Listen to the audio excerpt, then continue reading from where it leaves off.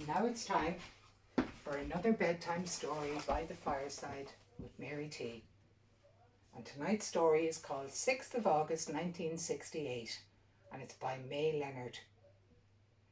It is 6th of August 1968 and I'm all dressed up and ready to go. The taxi is waiting.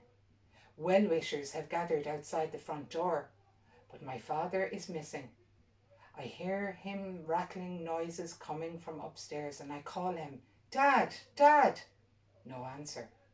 And I pause and smile, remembering him reading the opening lines of Tom Sawyer to us at bedtime. "Tom!" No answer. What's gone with that boy, I wonder? "You, Tom!" No answer. That flash of nostalgia has tears welling in my eyes. And then I hear my father's voice as he comes down the stairs. "She found it," he mutters. "Dad, the taxi's outside, it's time to go." But he's not listening.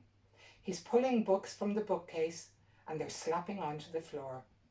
"Dad, we'll be late." "Your mother must have found it." "Found what?" No answer. Now he is crawling under the sideboard. I don't need this right now.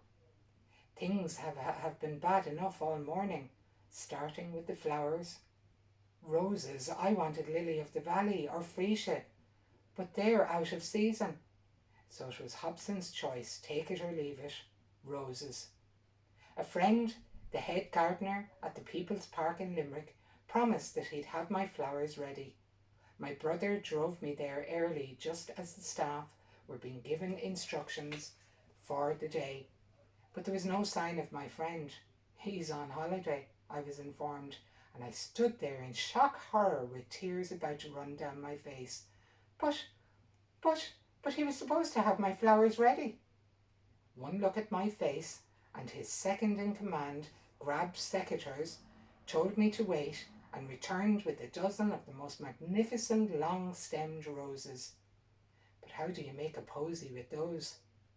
Back at home, my brother's wife stepped into the breach and managed to make them look elegant by tying 3 together with white satin ribbon. But I really wanted lily of the valley or freesia. The clock chimes 11. "Dad, we have to go." He scrambles out from under the sideboard and is covered in dust and cobwebs. "Ha! Your mother didn't find this one," he says triumphantly, holding up a flat bottle. He unscrews the cap. "Dad, you can't go to the church smelling of whiskey." "I need a drop of Dutch courage," he said, smacking his lips, and then he pauses and offers me the bottle. I shake my head and he takes another swig. And as he screws the cap back on, I catch a glimpse of myself in the sideboard mirror. I stoop to check my hair. Yes, at least that looks good. My hairdresser did me proud. There's a cluster of curls at the back of my head and a scattering of white flowers pinned around them. But my dress. "Dare to be different," my best friend said. "Knit your dress." We were big into knitting at the time.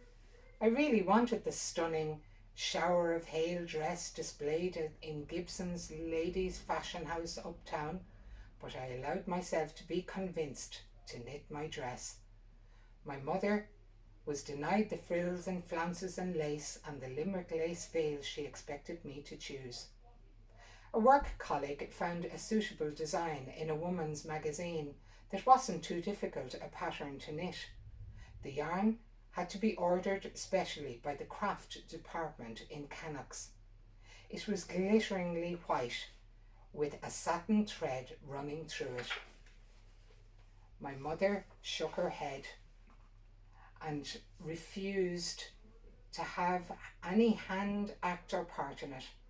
My friends and workmates assisted in every way they could, working out the instructions of the pattern, measuring and blocking out all the bits, stitching the seam. And you know what? It turned out quite lovely. It's a 2-piece suit in a lacy pattern, a short skirt and top that comes halfway down over it.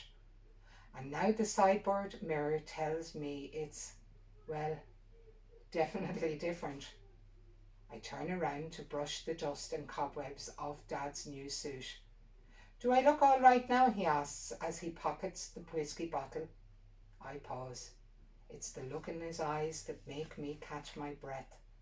He's going to say something like, I'll miss you, but words would be an intrusion. That look is enough. Tears are very close. I have to look away, but I manage to say, you're a right handsome fella.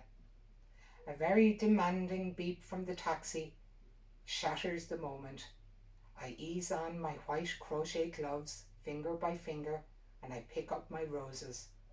Someone takes a photograph of himself and myself, arms linked, making our way up the aisle.